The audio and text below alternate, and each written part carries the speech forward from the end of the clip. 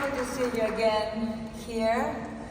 This annual meeting shows how demanding is the need for all of us being here, not only today. Good morning again, dear colleagues, dear friends. Welcome to Athens and welcome to the third iMEdD International Journalism Forum.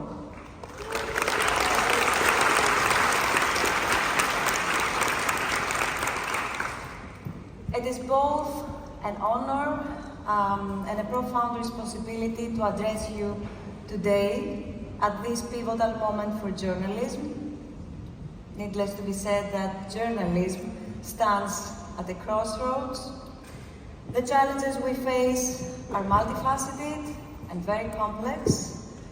Shift technological changes, the distrust of the audience towards our institutional role, and threats to the very safety and freedom of journalists worldwide make it imperative for professionals from around the world to be here, to participate during events like this today, and discuss openly how we can safeguard journalism, the fourth estate and pillar of democracy.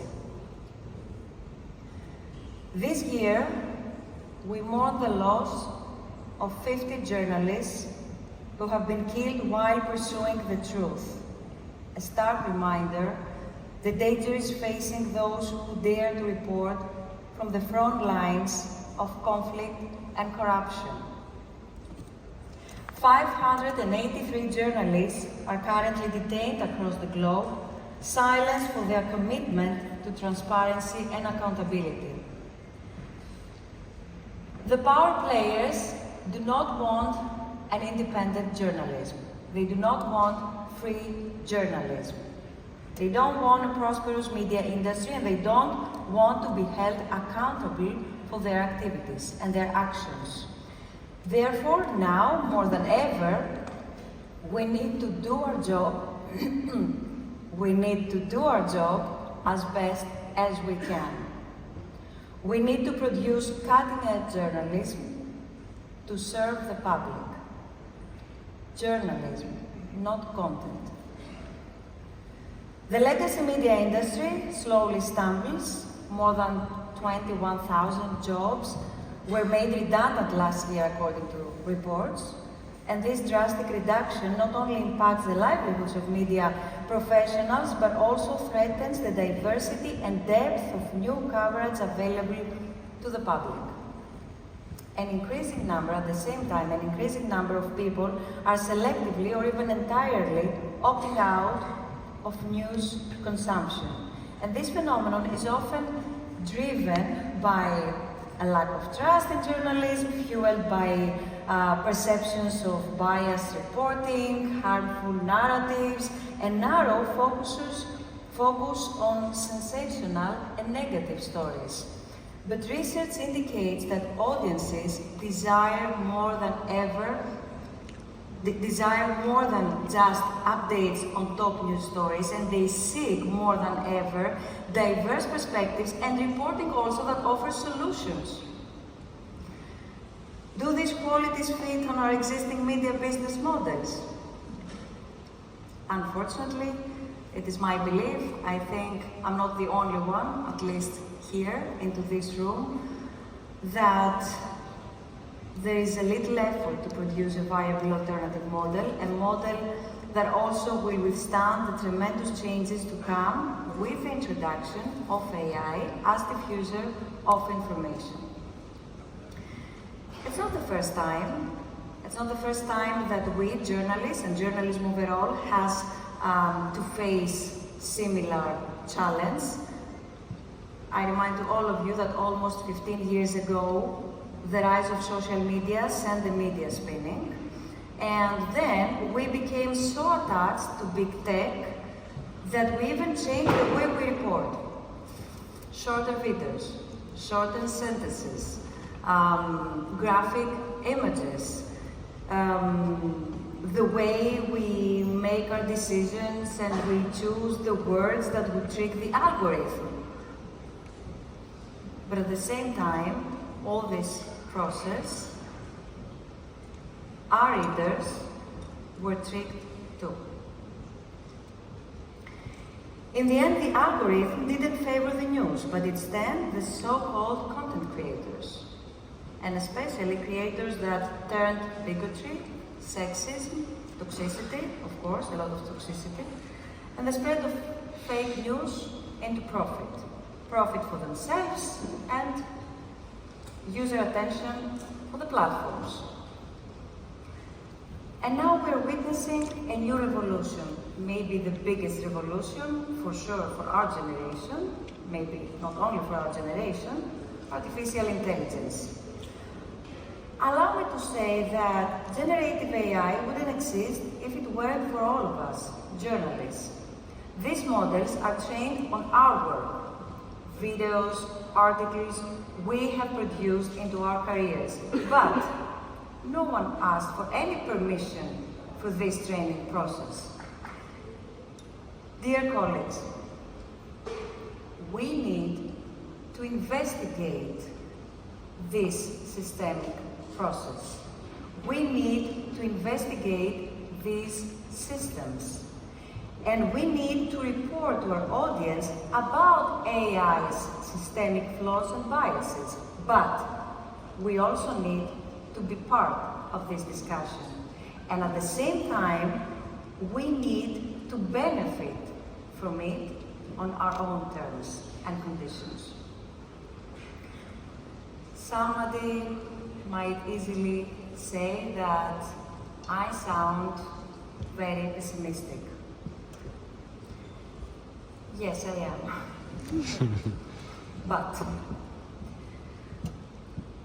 I would respond that while I am very cautious, let's say, today and every time we meet, every time we collaborate, every time we exchange ideas, or even when we gather in much smaller groups than here, I feel that something is still alive because we're questioning the same things.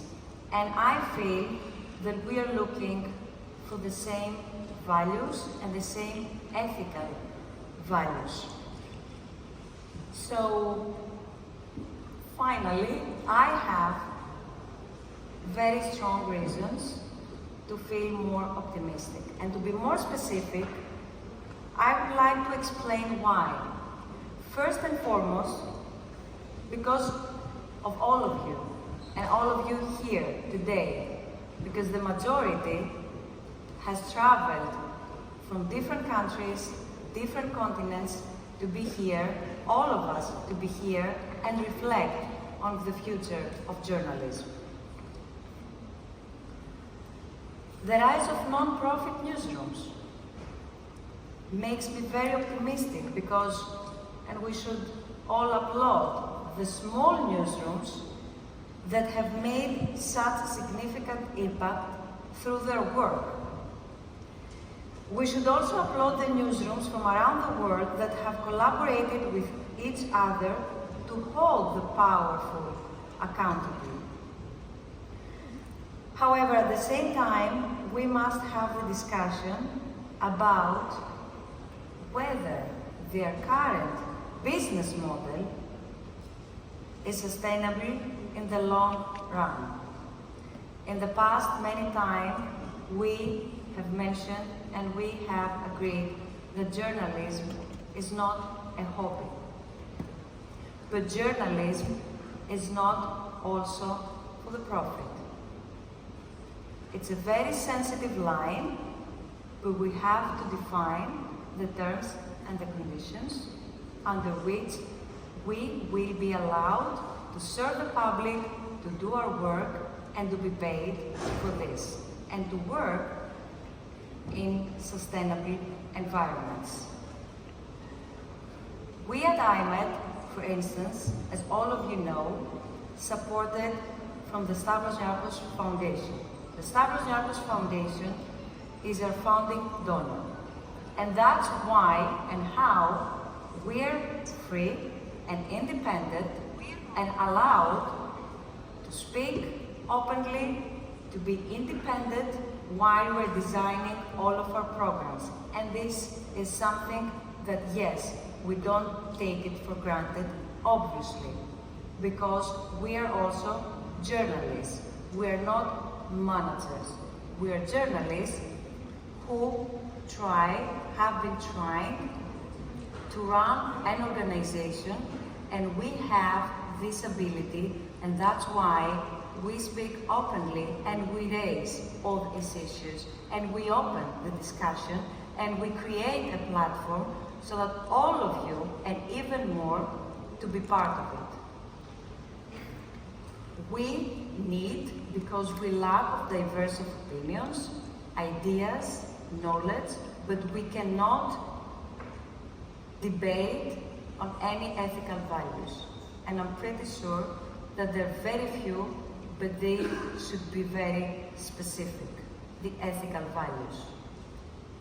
And we know that, yes, we have this opportunity due to our founding donor, the Stavros Niarchos Foundation, but we don't shy to open the discussion and questions ourselves, but not only, if journalism should rely only on philanthropy.